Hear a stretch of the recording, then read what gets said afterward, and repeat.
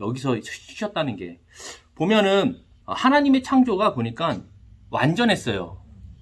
1장 31절 성경책 보시면 뭐라고 얘기하죠? 하나님이 심히 좋았다. 그냥 좋은 게 아니고 이게 부사예요. 매우 좋았다. 정말 좋았다. 이런 뜻이거든요. 그래서 하나님의 그 창조의 완전성과 하나님의 계획이 지금 일치한 상태를 뭐라고 얘기하냐면 좋았다고 평가하는 겁니다. 그래서 하나님이 땅을 쉬었다 그래서 지구가 망가지는 게 아니에요. 우주는 어떻게 돌아가죠? 창조 세계는 자율성을 갖고 돌아가는 거예요. 그래서 자연은요 자동으로 이 창조 법칙에 따라 움직이거든요. 지구가 갑자기 돌다가 반대로 돌지 않잖아요. 지구가 일정한 패턴을 갖고 돌아간 거거든요. 자연 법칙입니다. 때가 되면은 땅이 식물을 내고 하나님의 창조는 완전했고 심히 매우 선했기 때문에 이 샬롬은 하나님이 쉬심이다. 근데 이 샬롬을 누가 깨트리냐면 사실 사람들이 깨트리는 거죠. 그러니까 사람이 그렇게 하니까 어떻게 되냐면 하나님이 이것을 기억하라는 거예요. 이 샬롬을 기억하고 내가 이 샬롬을 다시 완성할 것이다를 보여주는 게 뭐냐면 안식일이에요. 중요한 건 하나님의 안식일을 주심으로 뭐라는 거냐면 이 깨어진 하나님의 계획과 완전성을 기다리라는 거예요. 근데 그냥 기다리라고는 모르잖아요. 그러니까 안식일을 하나님이 만드심으로 말미암아 안식일을 지킴으로써 우리에게 참 안식이 있고 하나님의 계획과 완전성이 회복될 것이다를 그 정신을 받아들이는 게 안식일이에요. 우리가 십계명에 보면 안식일 계명 나올 때 우리 성경 어떻게 번역했죠? 안식일을 거룩히 지켜 안식일을 기억하여 거룩히 지켜라로 나와 있어요. 그런데 영어 성경도 그렇게 안 돼 있어요. 히브리 성경도 주 동사가 기억하는 거예요.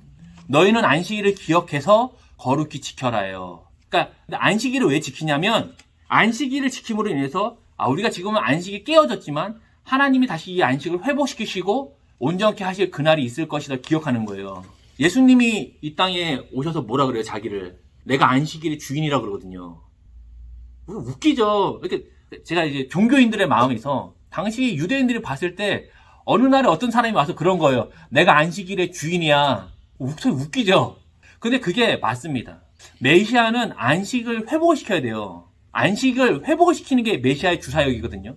그러니까 당연히 자기가 안식일 주인이다 그래서 어떻게 하죠? 안식일에 메인자들을 고쳐주는 겁니다. 근데 이 정신을 모르는 종교인들은 어떻게 해요? 안식일에 일을 안 하는 거에 초점을 둬요. 행하는 거에. 그러니까 병자가 있어도 절대 안 고쳐줘요. 그런데 그것도 좀 달라요. 예를 들어 자기의 그 나귀가 물에 빠지면 그거 건져주거든요. 그러니까 이게 안식일에 대한 법칙을 만들었는데 이게 다른 거예요. 귀신 들린 사람은 고쳐줄 수 있지만 병자는 고쳐주면 안 된다. 이런 식이거든요. 그러니까 예수님은 안식일에 뭘 한 거냐면 안식일의 주인으로서 안식을 회복하는 사람으로서 그런 메인자들을 풀어주는 거거든요. 안식일의 주인이니까 안식을 회복하는 겁니다. 그래서 결국에는 하나님은 안식에 창조 후에 온전한 안식을 했지만 이 땅의 통치자인 사람이 자신의 자유의지를 갖고 어떤 걸 깨트리고 그걸 다시 하나님이 회복합니다. 그래서 뭘 하냐면 하나님이 언약을 맺는 거예요. 언약. 그 안식일도요. 생각해보면 언제 들어오죠? 모세와 맺는 언약부터 들어오는 거예요. 창세기에는 안식일이 없어요. 그쵸? 창세기에 안식일이 없어요. 안식일 자체가 없는데 하나님이 모세와 언약을 맺으면서 그때부터 안식일 개념, 법이 생기는 거거든요. 기억하라고. 그래서 하나님이 그 이후로도 언약을 계속 맺는 거예요. 언약을 계속 맺냐면 샬롬의 회복을 위해서 하는 겁니다. 그것이 하나님의 창조 목적이기 때문에. 여기까지. 그러니까 모두 10개의 엘레 톨레도트라는 표현이 나와요. 그걸 통해서 문장을 나누는 겁니다. 했을 때 이제 그 2장 4절부터 이제 첫째 문장이 시작되는 겁니다. 톨레도트 안에서 그 땅을 경작하는 사람들에게 집중하고 있다는 겁니다. 그렇죠? 그래서 5절에 보면 이 땅이 생명력을 얻기 위해 뭐가 필요해요? 땅이 생명력을 얻기 위해 두 가지가 필요해요. 첫 번째 뭐 해야 되죠? 하나님이 비를 내려줘야 돼요. 두 번째는 뭐다? 사람이 땅을 경작해줘야 돼요. 그러니까 하나님의 도우심과 사람이 협력을 해야만 땅이 생명을 얻는 겁니다. 복을 받는다는 말 자체가 무슨 뜻일까요? 복을 받는다. 우리 사실 복 받는다 그러면은 사실 로또 이런 거밖에 생각 안 나잖아요. 그런데 이 복 받다는 뭐냐면 이게 바라크라는 단어거든요. 제가 지금 얘기하는 게. 그래서 바라크의 뜻이 뭐냐면 복 받다와 함께 무릎을 꿇는다. 뭐냐면 사람은 복을 받기 위해 뭘 하냐면 복 받기 원하는 대상에게 무릎을 꿇어요. 우리 그 옛날 보면 그 나라가 부패하고 그러면 관직에 오르기 위해서 누구에게 가서 무릎을 꿇어요. 힘 있는 사람에게 무릎을 꿇잖아요. 그게 복받는 행동입니다. 관직을 얻기 위해. 근데 그것처럼 사람은 복받기 원하는 대상에게 무릎을 꿇어요. 근데 무릎을 강하게 꿇잖아요. 강조형으로 나오면 복을 받는 겁니다. 그래서 하나님께 간절하지 않고 자기 힘으로 할 수 있다면, 그렇게 한다면 하나님이 주실 복은 없습니다. 하나님께 자신을 강하게 드린 사람이 복을 받거든요. 하나님에게 강하게 무릎 꿇은 자, 그에게 하나님이 복을 주시는데 뭘 주냐면 하나님 자신을 주신다는 거예요. 우리는 사실 부수적인 거를 기대하잖아요. 하나님이 주실 어떤 것에 대해서 생각하지만 하나님은 자기 자신을 주시죠. 창세기 15장에 보면 하나님이 아브라함에게 나타나서 뭐라 그럽니까? 내가 너의 큰 방패고 상급이다 라고 얘기를 해요. 근데 아브라함이 뭐라 얘기하죠? 하나님, 저는 자식이 없습니다. 그러니까 아브라함에게 상급이 지금 뭐냐면 자식이 상급인 거예요.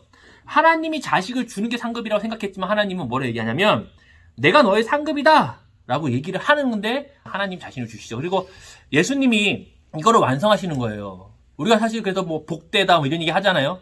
예수님이 이 땅에 오셔서 그 모든 일을 마치시고 하늘로 승천하실 때 뭐라 그래요? 왜 내가 가야 된다고 그러시죠? 내가 가야만 보혜사 성령 하나님이 너희 안에 오셔서 우리를 책임지시는 거거든요.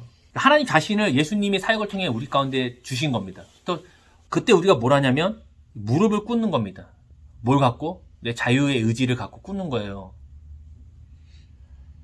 우리 안에 하나님이 자신을 선물로 줬다고 해도 거기서 또 무릎 꿇는 거는 자기의 책임입니다. 하나님 왜 나한테 복을 안 주시냐. 무릎을 강하게 꿇어야죠. 그분께 성령의 인도하심을 따라 우리가 강하게 무릎을 꿇어야 됩니다. 아까를 하나님 왜 두셨을까요?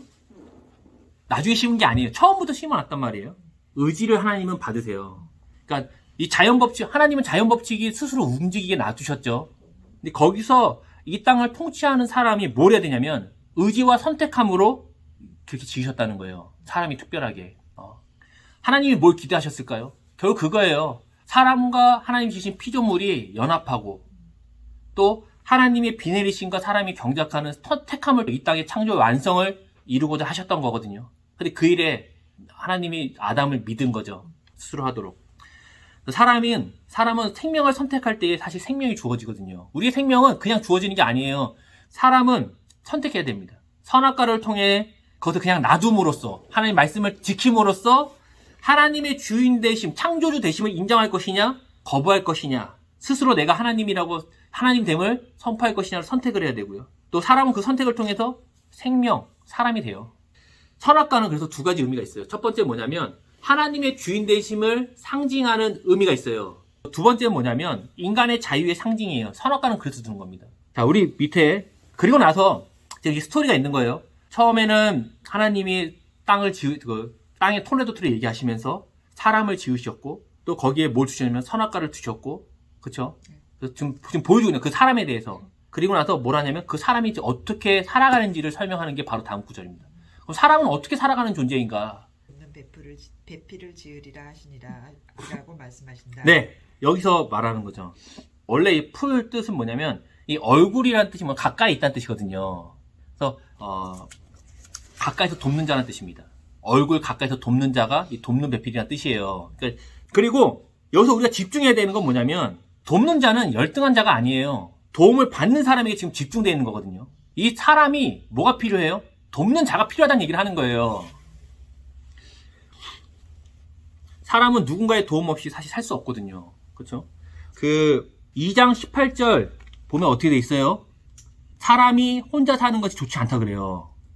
남자가 아니에요. 그쵸? 19절 보세요.